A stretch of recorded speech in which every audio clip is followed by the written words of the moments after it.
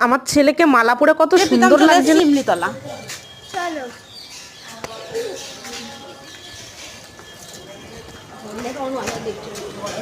এই শিমলিতলা। আমার মা আসেনি, মাকে গিয়ে দেখাবো। বান্দরগুলো ভাবছে বড় হয়ে ব্লগারদেরই ফোন চুরি করতে হবে, নাহলে ফোনটে বড় সড়ো জিনিস দেবে, ছোটোখাটো ফ্রুটি নেবো না, অনেকগুলো এটা ভেবে দেখাচ্ছে বান্দর। এই দেখ চৈতন্য মহাপ্রভু, ইনিই বৃন্দাবনের সবকিছুর নাম দিয়েছে। এই যে এই যে তেঁতুল গাছ, এই কত বছরের পুরনো, দেখ এই যে লেখা রয়েছে, এখানে লেখা আছে দেখ। কে রেখেছে? তা হ্যাঁ, সব ছিন্ন মস্ত হয়ে গেছে না। এই যে তেঁতুল গাছটা দেখ, টিন দিয়ে ঢেকে রেখেছে, কিন্তু এই যে গাছের গোড়াটা।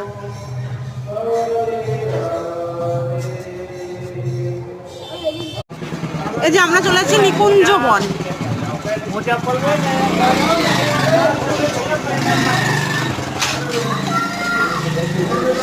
নিকুঞ্জ তো গেছিলাম, নিকুঞ্জ নিকুঞ্জ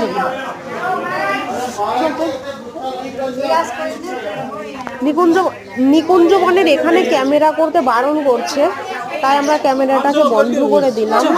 হচ্ছে ক্যামেরাটা বন্ধ করে আমরা ভিতরে যাচ্ছি। তো ভিতরে গিয়ে দেখলাম যে না, এখানে পুরো সাইড নেট দিয়ে ঘেরা রয়েছে, আর হচ্ছে এখানে কাজ চলছিল আগে, এই যে কাজটা হয়ে গেছে, নেট দিয়ে প্রীতম ঘেরা চলে রয়েছে। এসেছে আর শ্যাম এখানে কোনো মানা সুন্দর। চলো, প্রীতম চলে এসছে শ্রী দামোদর মন্দির। চলো,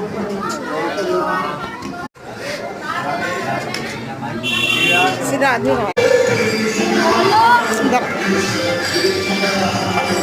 দামোদর দামোদর মন্দিরে 4 পরিক্রমা লাগাতে হয়। দামোদর মন্দিরে 4 পরিক্রমা লাগালে তাহলে তোমার গোবর্ধন পরিক্রমা হয়ে যায়। আমি ছেলেকে নিয়ে বললাম চল 4 পরিক্রমা দিতে হয়। পরিক্রমা দিয়ে আমরা 2-3টে ফটো তুলে নিলাম, আমরা বাড়ি যাই। ভিডিওটা ভালো লাগলে